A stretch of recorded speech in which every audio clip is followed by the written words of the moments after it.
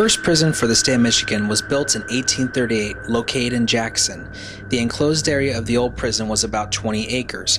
I toured this prison in October of 2011. As of today, it's considered one of the most haunted places in the United States.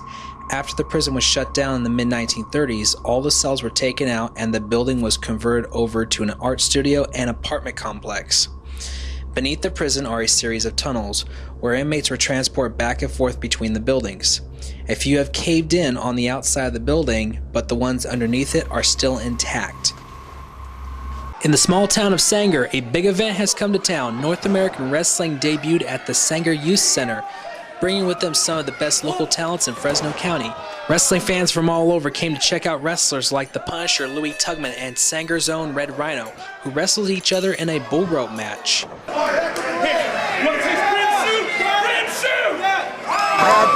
Had 200 chairs set up, and every chair was full, and there were people standing along the back rows. With over 20 years of success, North American Wrestling has become very fan-oriented and affordable compared to World Wrestling Entertainment. Dozen fire departments respond to a 5-alarm fire that broke out at a storage facility near Savannah and Thompson, Illinois. According to the firefighters on the scene, 3 storage units were completely engulfed when they arrived at the facility just off of Illinois Route 84 around 10 o'clock last night. Fire crews, the fire caused crews, that is, to temporarily shut down Illinois Route 84, hold up a train there with the traffic nearby on a rail line. Thompson's fire chief says it was the quick response time of the other fire departments that really helped prevent the situation from getting any worse. They had to cut most of their classes because they had to pick up second jobs just to pay for the tuition and just to pay for other needs like rent and car payments and gas. The gas is a big problem for some people too. People can't make it to class because of gas. Like who can come to school from another side of town and make it to class on time and they run out of gas because they had to buy these books? Seriously, when you think about it, they had to buy books just so they can go to school, yet they have no money for gas. The school with the books and everything, they should have the prices a little bit lower. We shouldn't have to spend like $200-300 on books, you know, that we're gonna use once a year. Get ready to feast your eyes on some colorful skies, and we're not talking about rainbows or fall colors. Crews in East Moline spent the day getting ready for the Quad City Balloon Festival. The event raises money and collects food donations for the Riverbend Food Bank.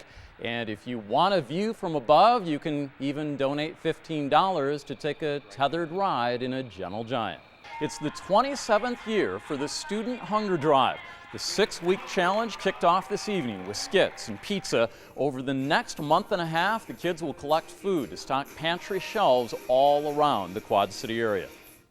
This is our largest food drive that we do all year. It brings in about 9% of our total distribution. So it's a significant portion of the food that we can solicit here locally. Over the years, students have collected more than 13.5 million pounds of food. That adds up to more than $25 million in donations. Riverbend Food Bank makes sure it goes to families in need in 20 Iowa and Illinois counties. The keynote speaker is First Lady Michelle Obama. The president will speak on Thursday after receiving his party's presidential nomination. In the Quad Cities, campaign workers are keeping busy with preparations for the upcoming election. They expect the speeches at the convention to deliver a very clear message about the country. 10 o'clock news. One of the busiest stretches of road in the Quad Cities has been closed for months, but tonight, as it's finally on the verge of reopening, neighbors say they won't believe it until it happens.